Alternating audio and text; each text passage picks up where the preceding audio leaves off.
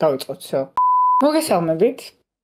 ეს არის ერორი, პოდკასტი აღარ, ერორ გეიმინგი და ჩვენ ვართ მისი წამყვანები სოფია და მე.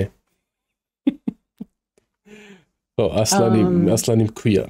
ხანდახან. ასლანი ბატონი და დაგიბრუნდით 2 წლიანი, უბრალოდ 2 წელიწადნახევრიანი პაუზის შემდეგ. თითქმის დაგიბრუნდით, ხო, დაგიბრუნდით ძალიან ხომაღალი ნათქვამია. იმიტომ რომ რაღაც სპონტანურად გადავწყვეტეთ მე და ასლანმა რომ მოდიო. დიდი ხანია არ შეგვეწერია არაფერიო, 2 წელიწადნახევარი თითქმის 3 წელი გავიდაო და ჩვენი მომხმარებლები კომენტარებს ხედავთ ხოლმე ხანდახან ჩვენი მომხმარებლები, ჩვენი ჩვენი მომხმარებლები ის რომელმა მომიხმარეთ კომენტარებში დაწერეთ. და რამე ხანი არ ჩაგვიწერია არაფერი რომ შესაბამის სიტყვებიც აღარ გახსოვს. ჩვენმა გამომწერებმა სათხართო სადაიკარგეთო ცოცხლები ხართ თუ არაო და მაგათთვის ესეთი სპეციალური სპონტანური ეპიზოდის ჩაწერა გადავწყვეტეთ. ესეთი catch up episode, სადაც მოკლედ მე და ასლანსაც დიდი ხანი ერთმანეთი არ გვინახია, 1000 ერთხელ რაღაცას თუ ვითამაშეთ ხოლმე ერთად. და რა ვიცი, ვიჭურავებთ, წამოვეწევით ერთმანეთს, რას ვაკეთებდით ეს წლები, რა ვითამაშეთ, რა გავაკეთეთ, ზოგად თემებსაც შევეხებით და ასე დაგიბრუნდებით ცოტა ხნით. იმედია. ხო, აქვე სოფიამ მოიტყუა და ჩვენ არ მოგვსვლია გიდიათ, თუნ სოფიამ მომწერა რომ ამდენი ხანია ვიდეო არ ჩაგვიწერიაო და რამე ხო არ ჩაგვეწერიაო და მეთი კაი ხო. ჩავწეროთ. პატარა ნოსტალგიაში მომაწვა და ამბობთ მაგიტო. რა შეიძლება გავაკეთოთ ამ ვიდეოში? შეიძლება ვილაპარაკოთ თამაშებზე, რომელიც ამ ბოლო 2 წლის განმავლობაში გამოვიდა, კარგებზეც, ცუდებზეც და როგორ იქნება კონტროვერსიული კონტროვერსიულ თამაშებზე, ასე ვთქვათ და ჩვენ რას შევიდეთ, რას ვაკეთებთ, გონდიათ არ გაინტერესებთ, თუ გაინტერესებთ, რა ვიცი. მე ძირითადად ქართულ YouTube-ის მაფიის ედიტორი ვარ და მაგით ვარ დაკავებული, თუმცა ახლა სხვა full time სამსახურიც ვიშოვე და მაგორ შორის კიდე YouTuber-ობის ჩატენვა რთულია, იმიტომ რომ დრო არ არის. და ხო, მე გარი რაც ვაკეთებდი ბოლო 2 წელიწადში. არაფერი საინტერესო. 2 წელი აქ ხარ ამ მაფიის ედიტორად თუ? ხო, რა პირველი სეზონიდან მოყოლებული ვარ. დარწმუნებული ვარ, ვინ ჩვენ გამომწერებიც იქნებიან, ვინც უყურებს და გაუკვირდებათ და ახალ ინფორმაცია ის რომ მაგეთი ედიტორი ხარ შენ. და დარწმუნებული ვარ, აინტერესებთ რას ვაკეთებდით. ინსაიდერული ინფორმაცია თუ გენ დონაციის ლინკი აღწერაში ყოველ $100-ზე 100-ს დავლიქავ. და ბოლოს წინადადება შეიკრება. არ არის პრობლემა. სეზონი ალბათ დაიწყება უახლოეს 1 თვეში, არ ვიცი. იმედია. სპოილერ alert, ხო? მე აი ბოლოს უკვე ბოლო რამდენიმე ეპიზოდი რო ჩავწერეთ, ახალი დაწყებული მქონდა მუშაობა Game Loft-ში. დარწმუნებული ვარ ძალიან ბევრი მაიცით ეს კომპანია, იმიტომ რომ ბავშვობაში ვისაც ტელეფონი ჰქონდათ, უეჭველი ნათამაშები გექნებათ Game Loft-ის რამე მობილური თამაში მაინც. მე მუშაობდი ასფალტზე, ანუ iconic ის იყო, ზილავდა ასფალტ.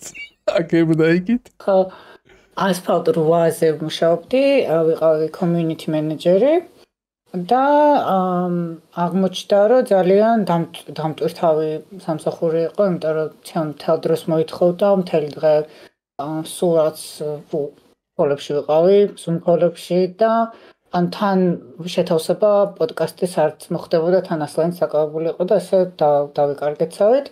მე სადღაც ნახევარი წლის წინ წამოვედი Game Loft-დან, იმიტომ რომ ახალი opportunity, როგორ ერთხელ შესაძლებლობები გამომიჩნდა და ახლაც ერთ-ერთ gaming კომპანიაში მუშაობ, ნაკლებად ცნობილია, მაგრამ ისევ მარკეტინგში ვარ მარკეტინგ მენეჯერი და საკმაოდ მომწონს ამ ბევრი გამოცდილება მივიღე და ანუ ამ ბოლო 2 წელიწადნახევრის განმავლობაში, დაჟე 3 წლის განმავლობაში შიდა სამზარეულოში ჩავიხედე როგორ ხდება თამაშების კეთება, დეველოპმენტი და ძალიან საინტერესო პროცესია და რაღაც მხრივ შემცვალა აზრები game development-ზე და თამაშების მიმართ ზოგადად და შეგვიძლია მაგაზეც მე ვისაუბროთ.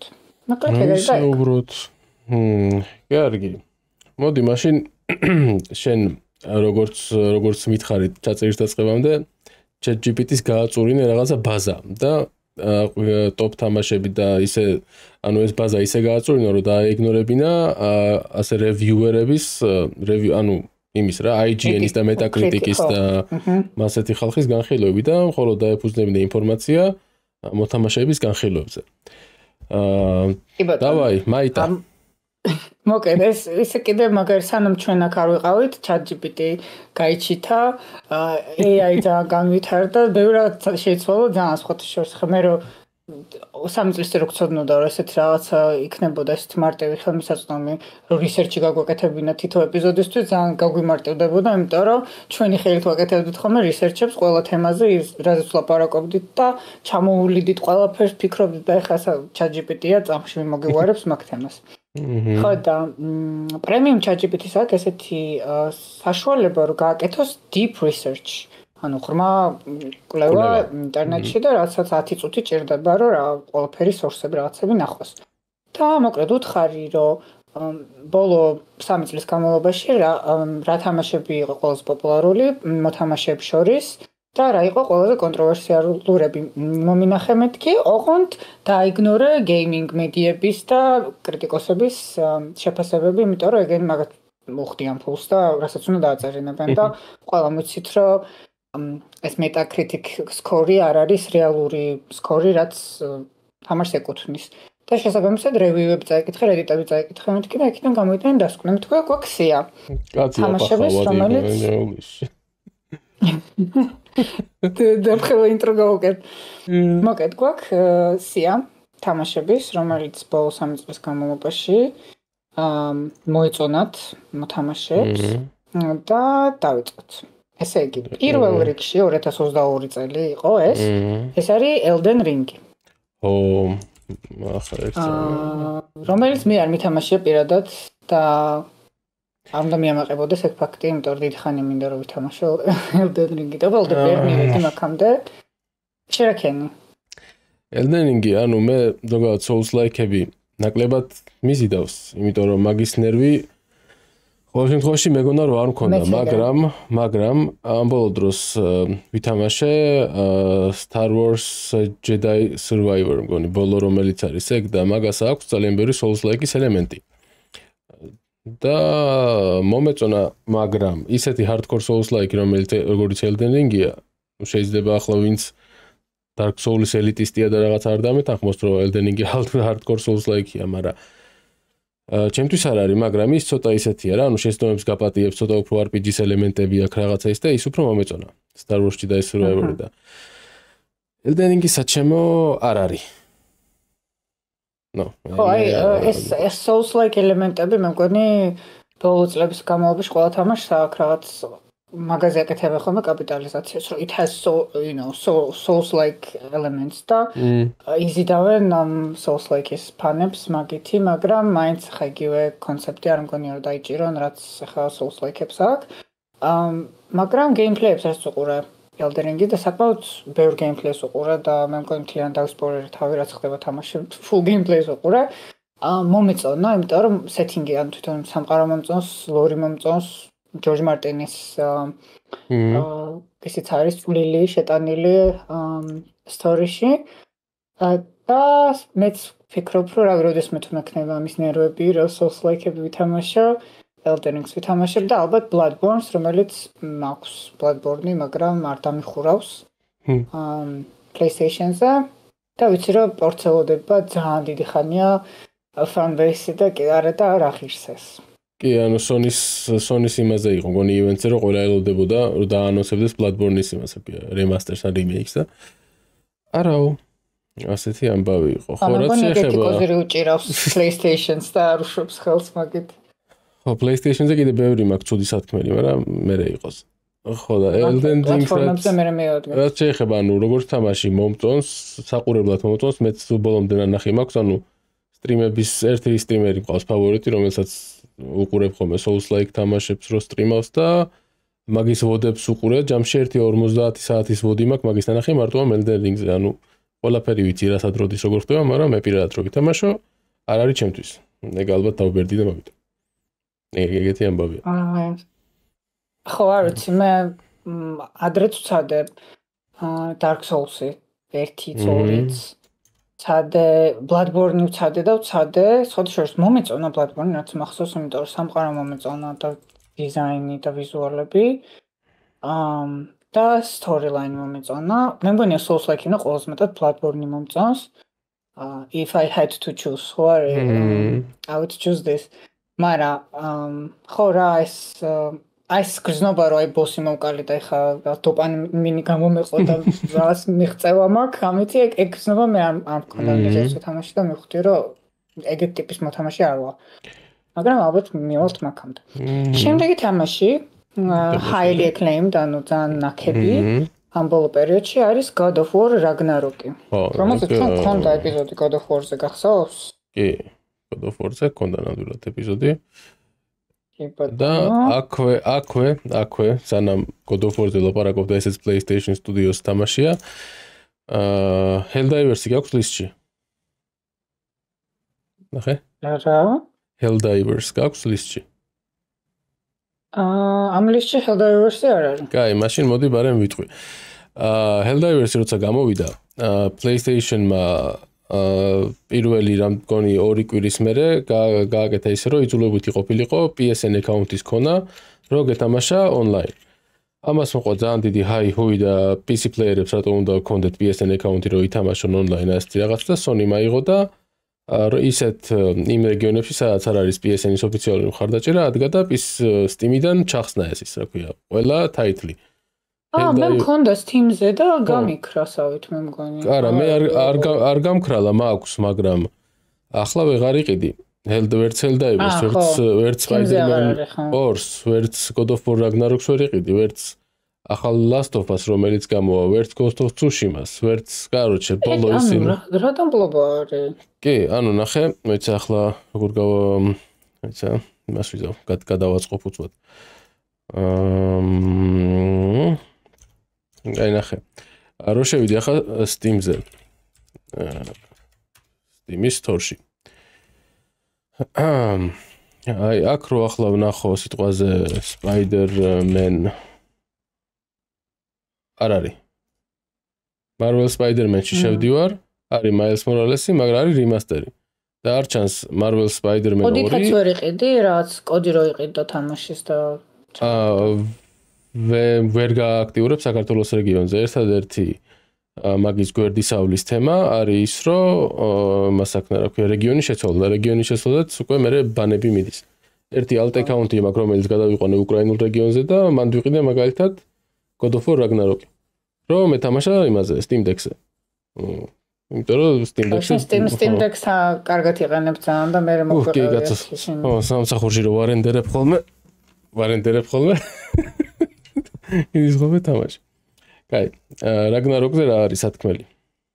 Ragnarok-ზე უკვე ვილაპარაკეთ, ერთი ის არის, რომ ჩვენი აზრები შეგვიძლია დავამატოთ. მე დიდად გავგიჟდით ხო ვერ გეტყვი ამ Ragnarok-ზე, მე წინა ნაწილი უფრო მომეწონა. ამაზე მეტად სიმართლე რო გითხრა, რაღაცები აქ არ მომწონს. მე არ მომწონს ძალიან ბევრ რაღაცას რომ ამატებენ ხოლმე რა, რომ რასაც ქვია თავზე რო გადაიჭვამენ ხოლმე რა, აი Assassin's Creed-მა როგორც ქნა, რომ აი იმდენი გამახსენებ Assassin's Creed-ს გეხვეწები. თუ აი უბრალოდ შუა თამაში მბეზდება ხოლმე, იმდენი რაღაცაა გასაკეთებელი და იმდენი რაღაცას მეფანტება ყურადღება, რომ უბრალოდ აღარ მინდა ხოლმე რა. აქაც რაღაც თითქმის ეგეთი რაღაც დამემართა ნაკლებად, მაგრამ მაინც რა ვიცი.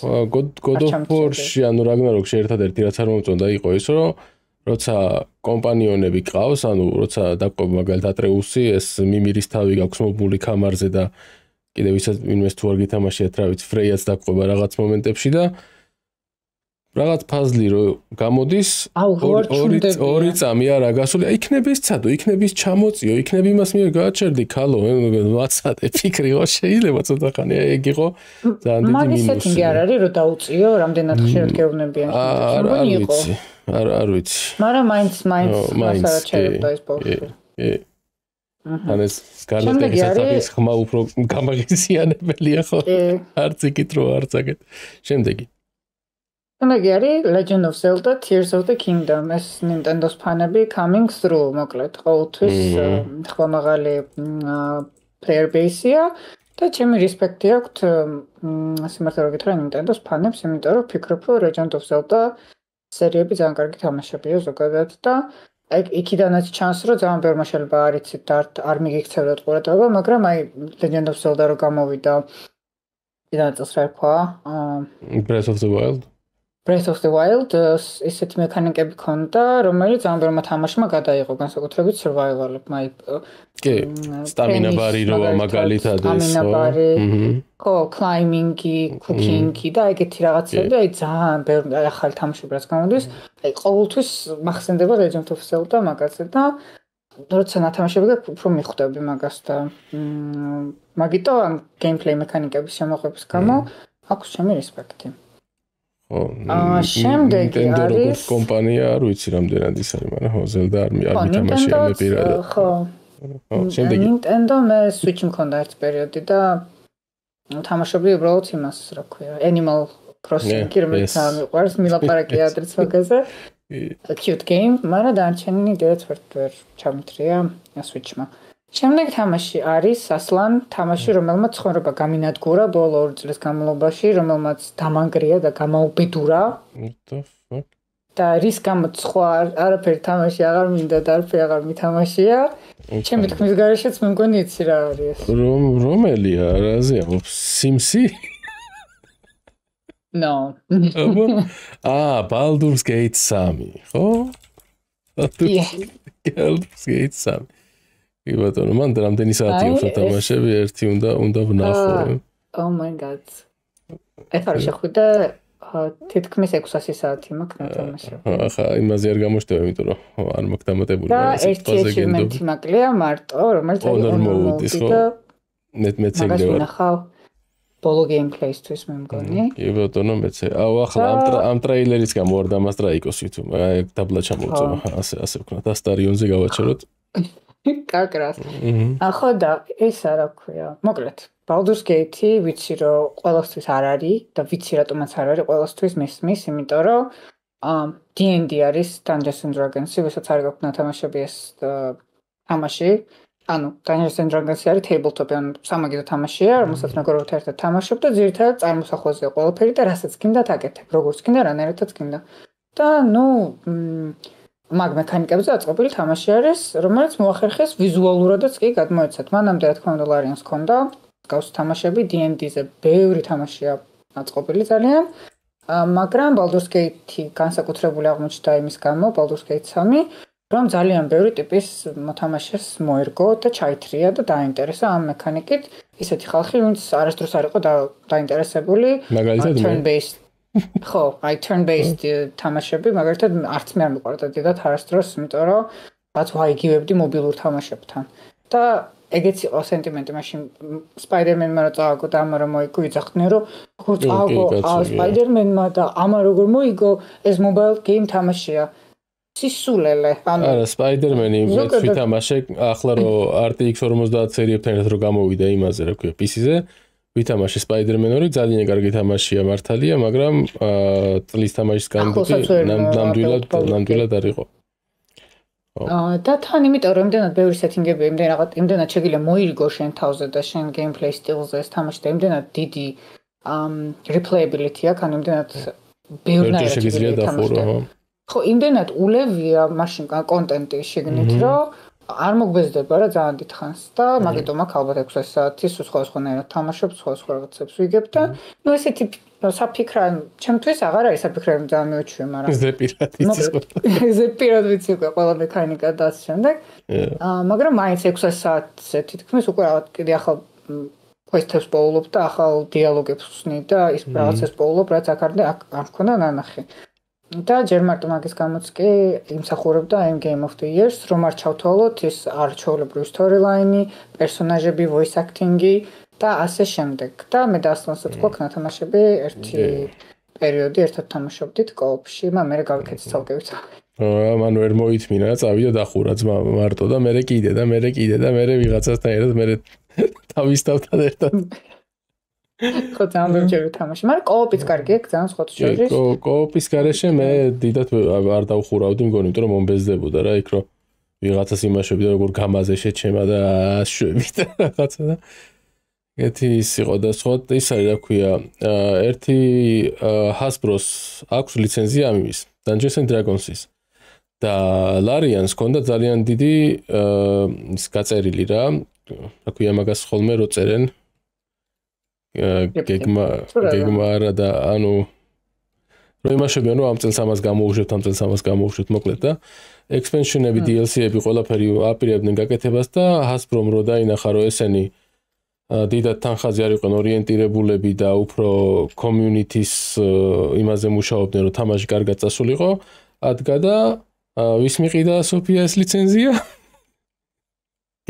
გამოფორმეს Game Loft-თან კომპანიასაც მუშაობს ხო შორის Game Loft-ში მუშაობდი მაშინ როდესაც ეს ხელშეკრულება დაიდო და დაიწყეს ახალი თამაშის კეთება ვანკუვერის სტუდიაში და საერთოდ არ გითხრეს რას აკეთებდნენ ძალიან დიდი საიდუმლოა როგორც worker-მაც არ ვიცოდი მე რა ტაითლია და რას აკეთებდნენ რას გეგმავენ მაგრამ იმედია Baldur's Gate 4 არ არის არა მე ანუ ის არის ანუ PC ტაითლია თუ ის არის რა ქვია მობილური კი PC არის წესით იმიტომ რომ Game Loft-მა დაიწყო გადასვლა PC თამაშებზე უკვე PC და თამაშების ის დაიწყო თუ იმიტომ მიყიდეთ ლიცენზია რომ მიკროტრანზაქციებით გატაინე მობილური ვერსია გაეკეთებინა და ძალიან დიდი ბულშიტი იქნება ეგეც არ არის გამორიცხული აღნიშნავ Game Loft-ში თავისუფლად შემიძლია ვთქვა რომ პირველი პრიორიტეტი იყო ყოველთვის ფული და ნუ ეგ არ მხოლოდ Game Loft-ის პრობლემა, არამედ ყველა დიდი კორპორაცია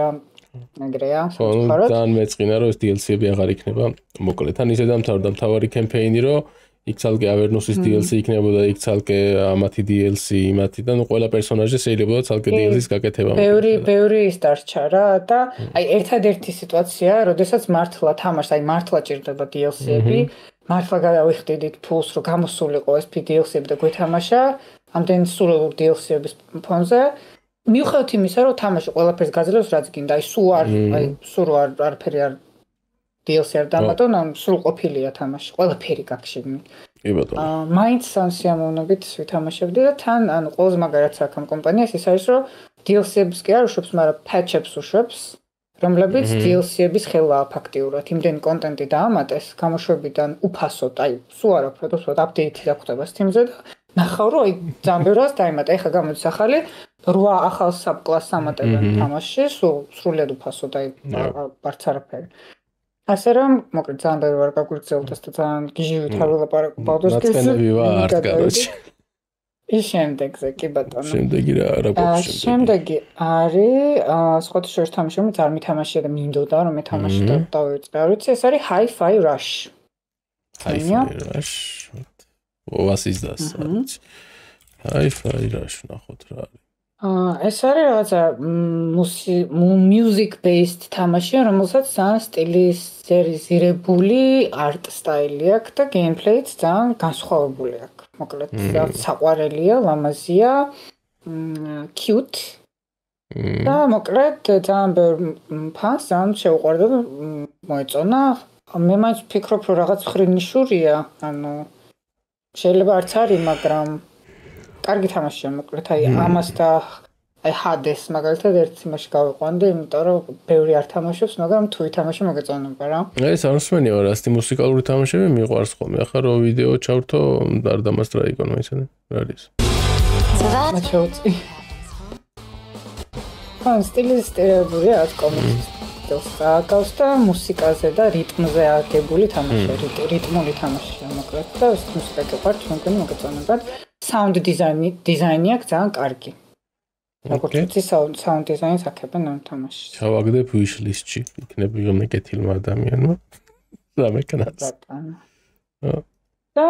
და honorary mention-ი 2022 წლის მობილურ თამაშებში წარმატებული და კარგად შეფასებული თამაში არის Marvel Snap, რომელიც საერთოდ ხო, მაგაზე სხვათა შორის Marvel Snap-ი გააკეთა Ben Broad-მა.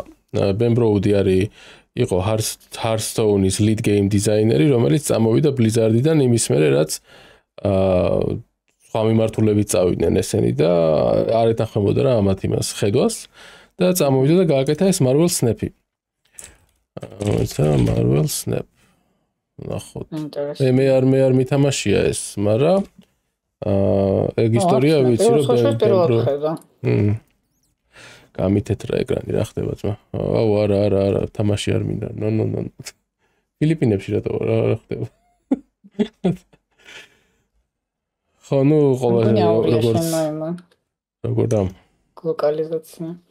როგორც ყოველთვის მიკროტრანზაქციები და რაღაცები აქაც იქნება, მაგრამ ხოც მობილური თამაში მიკროტრანზაქციების გარეშე ანუ არც იოცნებოდეს. კი. იმიტომ რომ მაშინ უნდა გადაიხადო full თამაშის ფასი და full თამაშის ფასს არავინ არ გადაიხდის მობილურ თამაში, ასე რომ მიკროტრანზაქციებზე უნდა იმუშაოს ამან. ხო, ნუ card game-ია ხო იდეაში?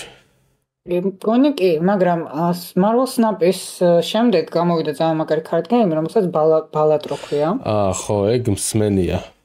და ძალიან მაგარი. წარდგენილიც იყო იმაზე მგონი ნომინაციაზე. იმაზე PGA-ზე. და თავიდან გამიკვირდა მეთქი card game რატოა Game of the Year-ზე, მაგრამ რომ ნახე რაც ინოვაციური მიდგომა არის კლასიკურ პოკერია ხო იდეაში? ხო, პოკერია მე მგონი.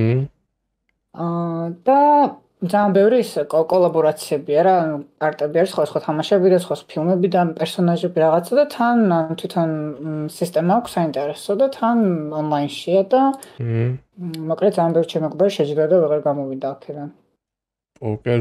პოკერ და roguelike, ანუ ეს ორი სიტყვა ერთად. ხო, რაუცნაური ის არის, ხო, შეჯამება რო პოკერი და roguelike, მაგრამ საინტერესო იმასშობი რა, ადიხარ და თუ დაკარგი ყველაფერი კარგავ. Not my tempo. და კიდე რა არის? Honorary mention-ები არის Resident Evil 4-ის remake-ი, Spider-Man 2. ეს კარგი იყო. მე ეს Cyberpunk-ის ახალი Cyberpunk-ის Phantom Liberty. Phantom Liberty ხო, ეგ არ მითამაშია სხვა შორის Phantom Liberty. კი ბატონო და ნუ ზოგადად Cyberpunk-ი ანუ სულ შეცვლილია ძალიან კარგად, ან თავიდან რო ქონდა პრობლემები ძალიან ბევრი და ჯერაც წუწუნებდით გახსოვს. ეგ ყველაფერი მოგვარებულია და ეხა ეს stage-ი არის, რომ აი თავიდან უნდა ჩავშდე, ითამაშო ეს იამონო და ეს ახალი DLC-ც მე მგონი ძალიან კარგია და უნდა ვითამაშოთ და გავაგდებ wish-list-ში იქნებ ვინმე, ხო. მე მაგ და არც მითამაშია. აბა ამაზე ხო. ოკეი. და კიდე ამას არ ხსენებია, მაგრამ მე თვითონ ვახსენებ, ახალი თამაშები რაც არის 2025-ის ჩემი აზრით Game of the Year-ი არის Kingdom Come Deliverance 2. ჩემი აზრით ეგ იქნება. შენი თამაში უკვე? როგორც ვიცი შენ. არა, ჯერ არ მითამაშია, მაგრამ პირველი მაქვს ნათამაშები სადაც ნახევრამდე და ძალიან მომეწონა. მე ამას წინათ დავხურე, 3 დღის წინ დავხურე, მგონი 2 დღის წინ და ოკეია, ძალიან კარგია, რამდენიმე მინუსი აქვს, მაგრამ ჯამში აქამდე რატო არ ვითამაში არ ვიცი. კარგი იყო ძალიან. ხო, ეხა მეორეს ჯერია და როგორც ვიცი ძალიან აქებენ და ხელფასზე. მაგასაც არის და ეგ და კიდე რამე გამოვიდა ისეთი რაც კიდე რამე თუ გამოვიდა. მე ჰორორებიდან ვახსენებდი ერთ Silent Hill 2-ის remake-ი გამოვიდა და აი ძალიან კარგი. ჰორორ თამაშები მე საყურებლად მიყვარს, იმიტომ რომ სხვები რო ჯამპსკიერებზე кайფობ ხოლმე. მე თვითონ მე ცხოვრება უფრო მიყვარს, ხოდა შორის მეგობარს ვეჯაքի გვერდზე და უყურებდი როგორ თამაშობ და მე YouTube-ზეც უყურე, მე თვითონ მეშინოდა და ხურო, მაგრამ ძალიან მომწონა, აი ისეც მithქვამს ადრე რომ 2 ძალიან მომწონდა, ძველი და ჩემი აზრით ეს remake-ი ძალიან კარგი გამოვიდათ. აი, ახლა დავგუგლავ, რომლები რა თამაშები გამოვიდა 2024-ში და მაგაზე ვილაპარაკოთ. აგერ სტრიმსაც იმას გადავრთავ და შეგვიძლია შევხედოთ. ნახე.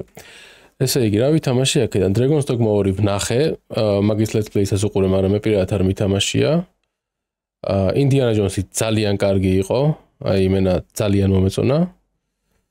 დაგენი ეს არ ვიცი, Stellar Blade-ი არ ვიცი მაგაზე არაფერს შენიც იყო Stellar Blade თუ არა? ნაგებრამი კონტროვერსია არის? არა, ანუ ოკეი. ეცე.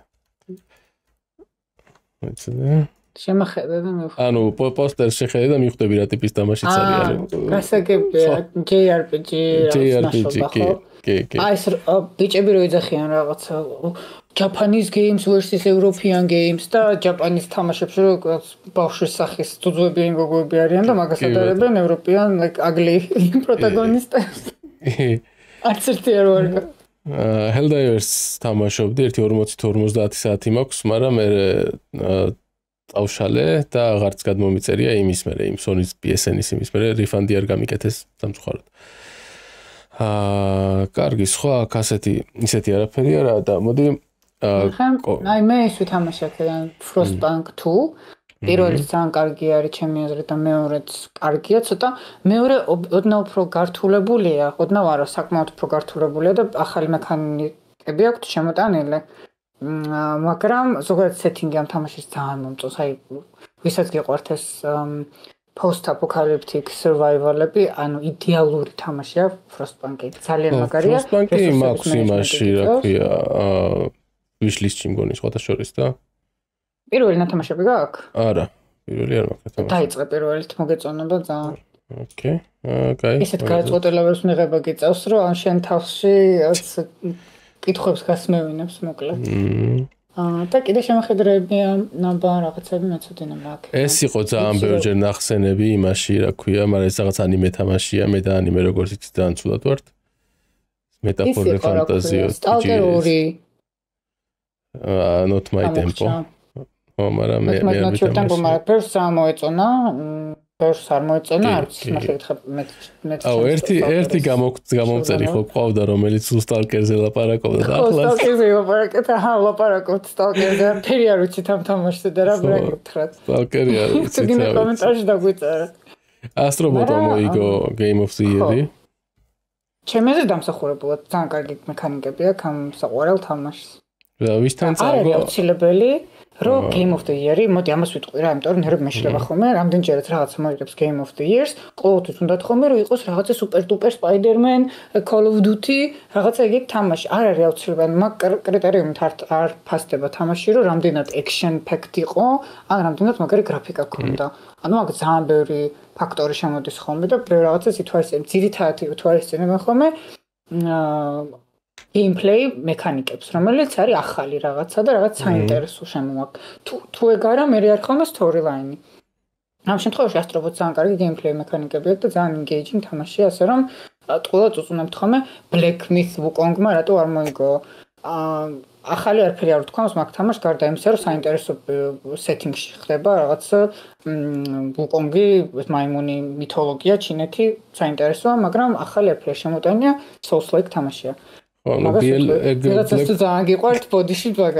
Black Myth Wukong-ი ის იყო მგონი ჩინელების ერთ-ერთი პირველი საერთაშორისო AAA launch-ი იყო და მაგითაც იყო გამორჩეული, რომ ჩინურმა სტუდიამ სოფლიო დონის თამაში გააკეთა. ეგ იყო თემა და რაც შეეხება იმას, Astrobot-ი არ მითამაშია მე, მაგრამ მასეთი იმითაც ჰქონდათ, როცა It Takes Two მოიგო წლის თამაში, მაგაზეც იგივე რეაქცია ჰქონდათ, მაგრამ ერთ-ერთი საუკეთესო თამაშია, რაც მითამაშია It Takes Two და ყველას გირჩევთ ითამაშოთ. ახალი დაანონსეს, ხო იცი მაგ კი, მაგათ დაანონსეს და ველოდები. თოლთან ერთად ჩაუждებით ვითამაშებ. რა პრობლემა. კი ბატონო, და ეხლა შეგვიძლია გადავინახოთ კონტროვერსიალურ თამაშებზეც. ხო, კონტროვერსიალურ თამაშებზე.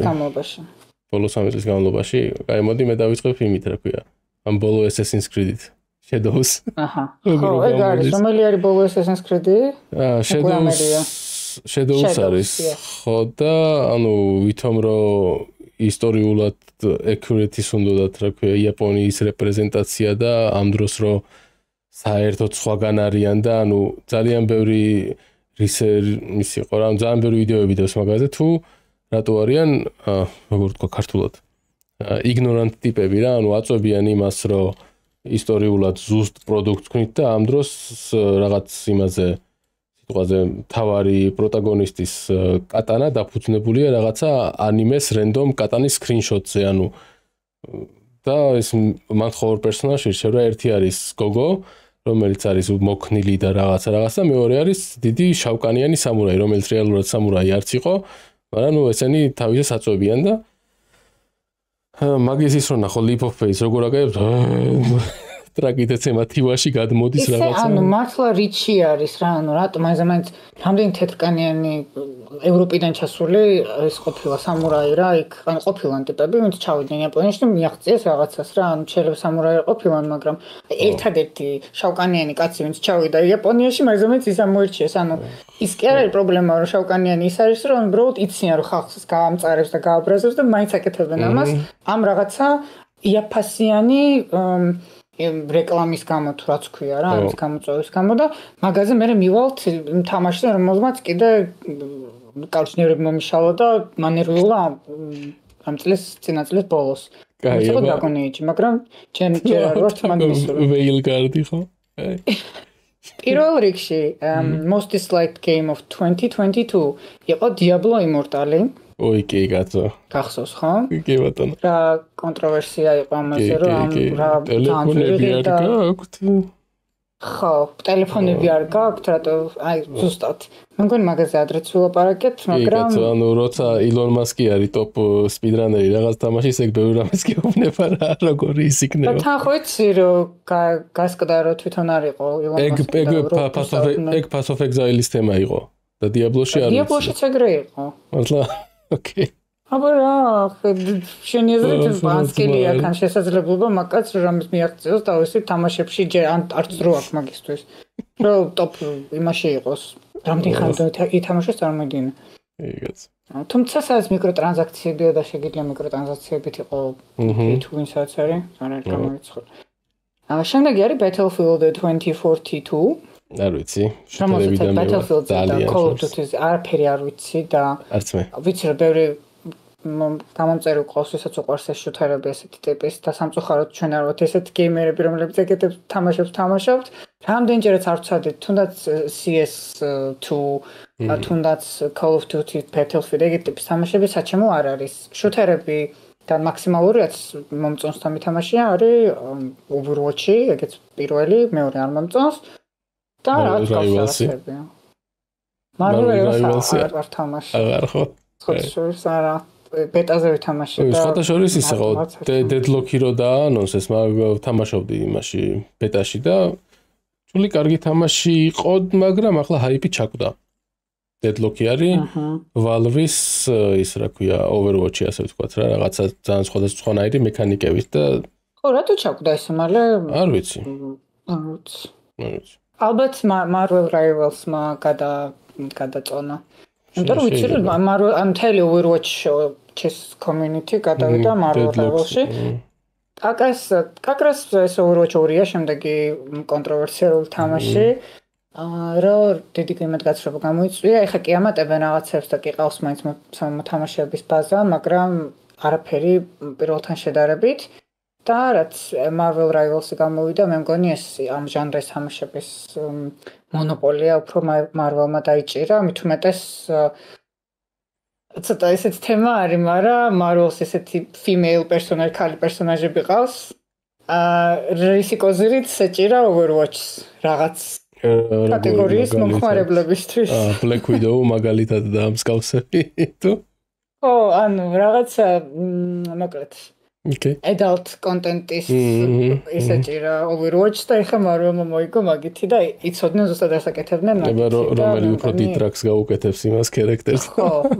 კი ბატონო და ანუ რაღაცნაირი chip სტრატეგია და მიყვარს თამაშებში მაგას რო აკეთებენ და აი ახალ იმასაც ვერ ვიტან რომ აი თუნდაც Witcher 3-ის 4-ის ტრეილერი რო დაიდო და სირის გარეგნობაზე რამდენი წუწუნებდნენ აი გავგიჟდი პროსტა კალი დაბერდა რავი ანებეთ თავი 1000 რაღაცა აკნანა Monster Hunter-ია ჯერ ერთი და შემდეგ კიდე ლამაზია მაინც ანუ არაფერი არ ჭირს ამდენი ის არის პრიბალტიკელი კალის ვიძია რომელსაც თუნდა თავი აქვს დასაბანი პრობლემა ხო ანუ Witcher-ია ჩვენ ბუდიში და კიდე რაღაცა lore-wise რაღაცებს წუწუნებენ ჯერ ერთი სერი რატო არის Witcher-ი აშკარად ანუ არც წიგნი დაგეკითხავთ Witcher-ის და არც თამაში გითამაშიათ მაგ კითხვას რო სვავთ იმიტომ რომ ყველაფერს პასუხია გაცემული ერთი პრობლემა რაც არის ის რომ potions swap და მაგას ალბათ გვეტყვიან რატო არის შესაძლებელი რომ ეს მუტაციის დალიოს.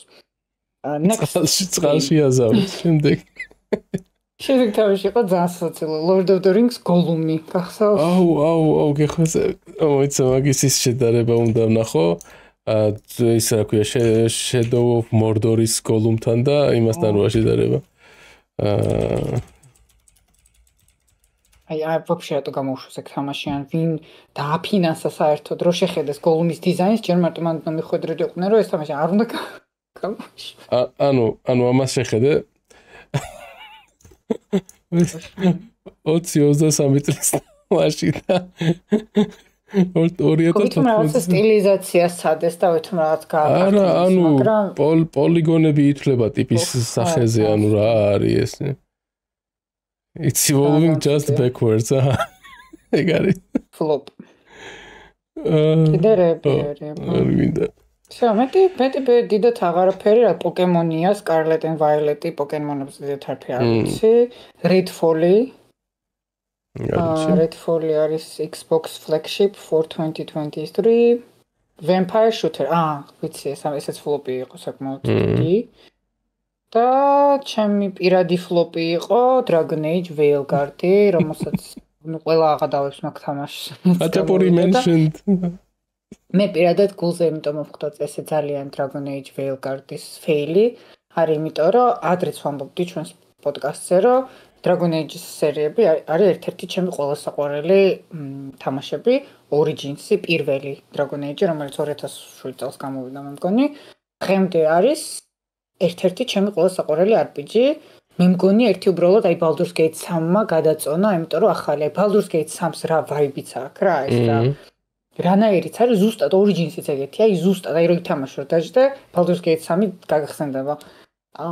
და ინსპირაცია ალბათ ლარიანმა მაინც მაქედან აიღო რაღაცებზე. და ძალიან კარგი ისტორია აქვს, ძალიან მაგარი პერსონაჟები აქვს. მოკლედ აი true RPG იყო, ყველანაირად შეგეძლო ამ შენი არჩევანით დაგესრულებინა სამყარო და შემდეგ ნაწილშიც კი გადადიოდა ეს ყველაფერი.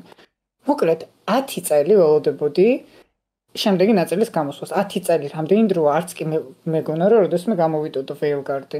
თან ბოლო წელს შეუცვალეს სახელით Red Wolf-ი ერქვა და გადაარქვეს Veilguard-ზე და ეგ უკვე Red Flag-ი იყო რომ მეთქი რაღაცა ნიტოა. ესე ბოლოსკენ რო არქმევ სახელს. და თამაში გამოვიდა, შევედი თავიდან, ან მე არ უსმენ ხოლმე გეიმერების მოსაზრებებს ზოგადად თამაშებზე, მით უმეტეს ეს გეიმერ ბოიები რაღაც უაზრობებზე რო ჭულობენ ხოლმე, ის ვიღაცების გარეგნობებზე, ხო იცი? და მაგას არ უსმენდი. შევედი, ვთამაშობ, 10 წელი ველოდები, უბედნიერესი ვარ და თავიდან კაია, მაგრამ მიდის, იმიტომ რომ მომწონს ეს გეიმპლეია, კარგი რა, ანუ ეს fight action-ი, ვიზუალი, იდეალური character creation-ი აქვს, საოცარი, აი მართლა კარგად მიდის რა, კარგად იწყება და ნელ-ნელა შემოდის რაღაცა ყველაზე უაზრო პერსონაჟები, აი ეს რაღაცა პოლიტიკა, თანამედროვე პოლიტიკა და სიტყვებიც კი რომ თანამედროვეა რა, რაღაც ფანტაზი შუა საუკუნეებში ვართ და მე ვაპარაკებ თანამედროვე სიტყვებით რაღაც აი ამომაგდო მთლიანად რა ამ იმერსიიდან. უინტერესო პერსონაჟები, ძალიან ცუდი რაიტინგი, აქცენტები გაკეთებული არის მარტო quote-ების შევსებაზე და არა სტორიზე თვითონ და თვითონ როგორც Dragon Age ფანისთვის ეს იყო ძალიან დიდი დარტყმა, იმიტომ რომ ძალიან მაგარი იყო. writing-ის მხრივ, ან story-ის მხრივ Dragon Age ყოველთვის ყავდა ძალიან კარგი მწერლები.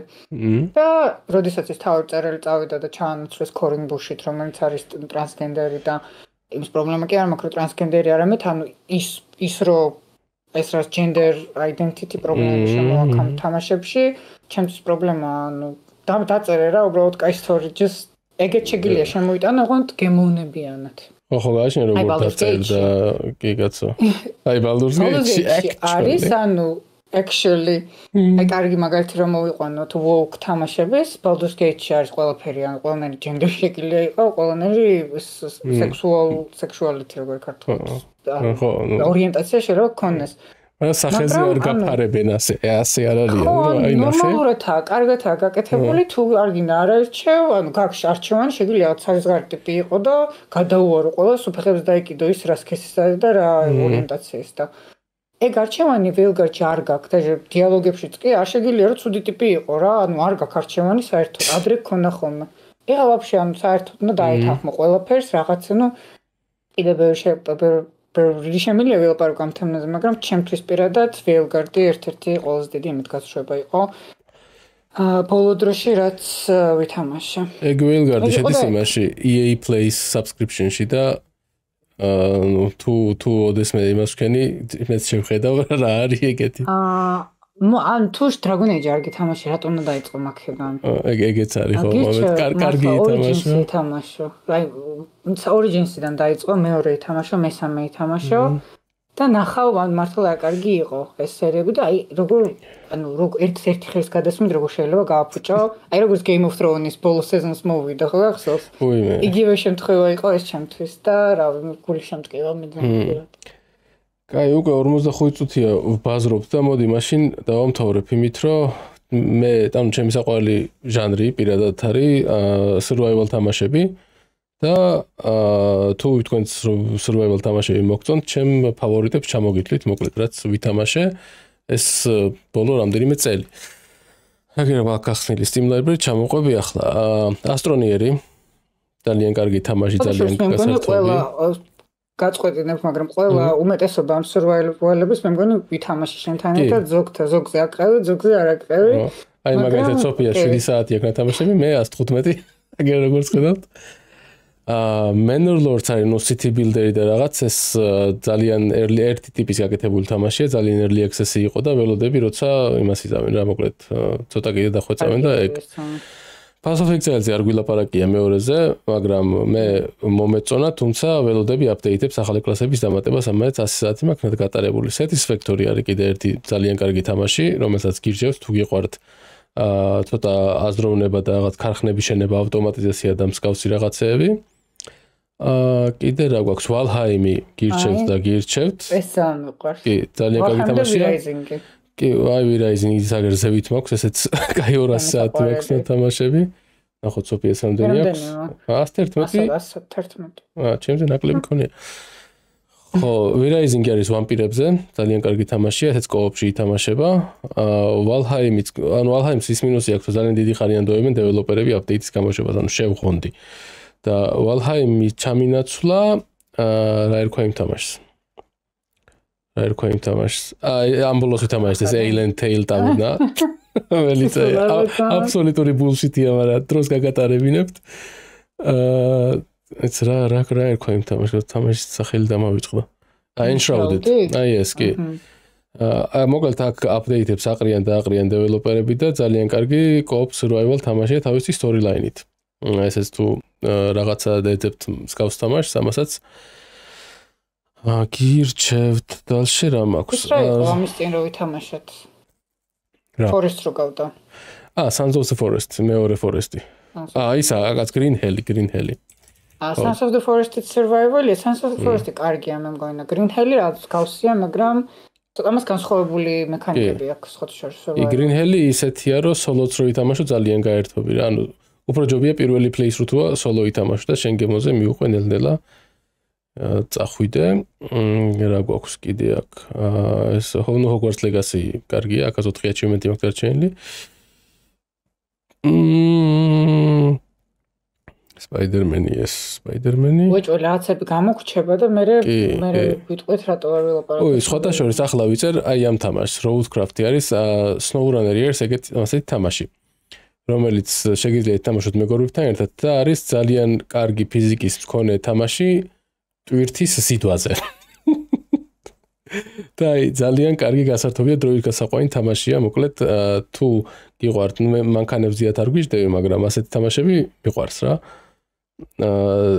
იმის რა ქვია, სპეციალური საბურავების შერჩევა, იმის გაკვლევა, გზის, როგორ უნდა გახვიდე და რაღაც და ძალიან ლამაზია და კარგი თამაშია, მოკლედ ესეც თუ შეიძლება იმას აკეთოთ და Roadcraft-ი არის ამათი გამოშვებული თამაში, რომელიც გამოდის 2 თვეში დაახლოებით.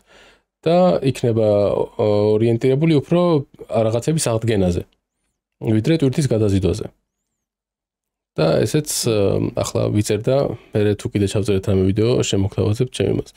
ასევე რასაც ველოდები არის რა ქვია იმას Space Engineers 2, რომლის early access-ი გამოსულია, მაგრამ ის არ არის, რა ქვია, კოოპი არ არის ჯერ ჩამატებული.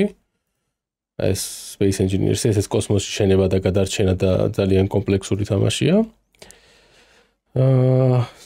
და რა ვიცი, სხვა მგონი არაფერი არ გამომშინია, თუ რამე გამომშეკია და მე ვაღატია წყალი მინდა ამდენი ხანი ბოლოს როდის ვილაპარაკე არ მახსოვს. ეგ არის. რას ელოდები წელს რაც გამოდის იქიდან? რას ელოდები თამაშებს? გუნდა დაგვიგულო რა გამოდის. GTA 6. GTA 6 ველოდები. GTA 6 რო გამოვა, всё, ან ყველა თამაში, უნდა ცოტა ხანი დაისვენოს. GTA 6 ველოდები, მაგრამ არ მაქვს კონსოლი, შესაბამისად, ერთი წელი კიდევ დავველოდო, რომ PC-ზე გამოვიდეს.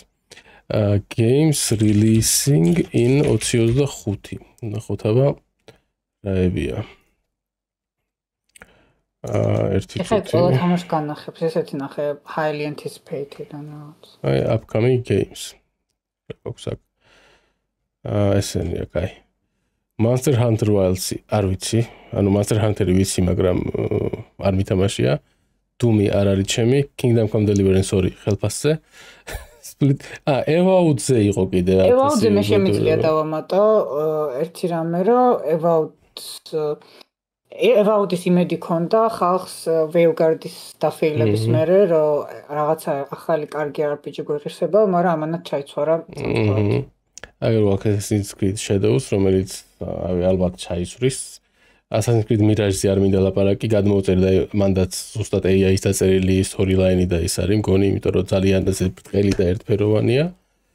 Elden Ring მე Snake Eater-ი ძალიან მიყვარს. Snake Eater-ი Metal Gear Solid-ის Metal Gear-ის სერიებიდან ჩემი საყვარელი ნაწილი იყო, ორიგინალი. ადრეც იმაშიც top 10-შიც მაქვს ნათქვამი, რომ Snake Eater is my favorite one. და მე იმენა დავველოდები ამ. არა, მე იმაზე ვამბობდი, კაცო, Assassin's Creed Mirage-ზე ვლაპარაკობდი, Metal Gear-ზე არა. Metal Gear-ზე ამბობდი. არა, კაცო, Metal Gear-ს ასვერჩი, კაცო. Elden Ring Night Train-ის იმას, რა ქვია, stress tests უყურე და არის ჩაოლებრივი PvE Fortnite-ი, მგონი, უბრალოდ Elden Ring-ის სამყაროში და, რა ვიცი. და სხვა აქცეთი არაფერი არ არის, რასაც მცეველოდები, ნუ GTA 6 ველოდები ძალიან, მაგრამ რა ვიცი, არ იქნება. ასევე სიახლეებსაც შეეხება ჩემთან ახდება მაქვს ასეთი Steam Deck-ი რომელზეც თუ ანუ თქვენ გინდათ ყიო და ყოყმანობთ და რაში შეიძლება გამოვიყენო და მასეთ რაღაცების ფიქრობთ გეტყვით რომ ძალიან კარგი რაღაცა ანუ ადრე რო ვეთქვა ჩემთვის რო გექნება ხელში დასაჭერი მოწყობილობა რომელსაც შეიძლება ითამაშო Witcher 3 60 FPS-ში, ანუ ახლა მაგალითად, აგერ მაქვს ჩართული Days Gone. მოიცა? გამოჩნდება. და ანუ ძალიან responsive ტიპია, PlayStation 4-ის ტაიტლი. ჩვეულებრივად თამაშობ, ანუ ვითამაშებ დილის წინ, ითამაშებ დილის დროს, ტრანსპორტის რაღაც თვითფრინავში ძალიან კარგი. რაღაცა. ხო, ყველგან ატარო თამაშები სახში ხო გიყავდა ეხა თან. ხო, ეგ იყო და ეგ რა ვიცი. აი, Steam Deck-ზე მეც ფიქრობდი, მაგრამ მე გადავიფიქრე, იმიტომ რომ ხო, ანუ Steam Deck-ზე კიდე ასეთი რაღაცა რომ ემულატორები ყენდება ყველაფრის, რაც კი არსებობს. და მე რო ვიყიდე Steam Deck-ი მანდედან ერთ კვირაში Nintendo მოუჩივლა ამ ემულატორების და მას რა ქვია დეველოპერებს და Nintendo Switch-ის ემულატორები გააკრეს Steam Deck-ის იმიდან საიდან შეგეძლო გადმოგეწერა რა ეს ემულატორების library-დან. ახლა შეგიძლია ალბათ ცოტა გვერდისავლით გადმოწერო, მაგრამ ნუ Nintendo-ს თამაშებს ჯერჯერობით ვეღარ თამაშობ. ასევე ავაწყე ახალი კომპიუტერი. ბარემ ეგეც თქვა, სადა ვარ. აი, LGBT light-ებით. ასეთი. ძალიან ლამაზ ვიძაკია ესე ძალიან. ეს ვიდეო კარტაც ვერტიკალურად ასე დავდე. და მონაცემები ახლა კომპიუტერი მეც მაქვს, ხო, წინა წელს ნაყიდი და ძალიან დიდად გადასარავი არ არის უკვე, მაგრამ ხო, რომელიც რაც იყიდა არ გაუწკა წმინდე? არა. ნუ შიგნით რაღაც ხოვობენ მაჯლაჯუნები და რაღაცები. ძალიან ბევრი მტორია შიგნით და იმდენად ცივა, გარეთ უნდა გავიტანო, რომ აივანზე გავუკეთო, რა ქვია. ჰაერის რა ბლოუერი, მაგრამ ეზარება. ცივა. ხამასობაში პირველის 20 წუთია ღამის მე მეგობრებო დაგემშვიდობებით ალბათ რამდენი ხნით არ ვიცი მაგრამ რა ვიცი იმედია სამუდამოდ არა მაგრამ უკაც მიიმაწყებლა ცოტა არ მიგეწყევლა უბრალოდ იმას ვამბობ რომ ვიცი რომ ძალიან დიდი ხანი მომდით ამ ეპიზოდის ჩაწერას უბრალოდ მოგვენატრა ეს დინამიკა და თამაშებს გახილოთ იმას საოპერაც გვიყვარს და რა ვიცი შეიძლება დრო დაგიბრუნოთ ხოლმე ვერ შეგპირდებით რომ რაღაც ძალიან ხშირ ეპიზოდებს ავტვირთავთ და ასე შემდეგ მაგრამ ასე სპონტანურად შეიძლება რაღაც გამოვიდეს კიდე ან შემდეგში ნახოთ თუ ორივე გამოგვაგდეს სამსახურიდან გაჩერდიას ინდა შეგვიძლია ისე დავბრუნდეთ არ მინდა სამსახურიდან გამოგდება რა ვიცი ახლა ვინმე სპონსორი თუ გამოშტიო ვინც გადამიხდის იმდენს რამდენადაც შოულობ ბაზარი არა წამოვალ სპონსორები თუ ხართ ვინმე კი კაც დამა სპონსორი და full time მიჯდები ოთახში ვინც ოთახიდან გავიდეს წყალს დავლე ხოლმე ტუალეტში გავალერთი შემეტი კაი მადლობა ვინც გიყურეთ ეს იყო გადაცემა ეროვნული Skype-ის ნოტიფიკაცია მომიხდა ნახვამდის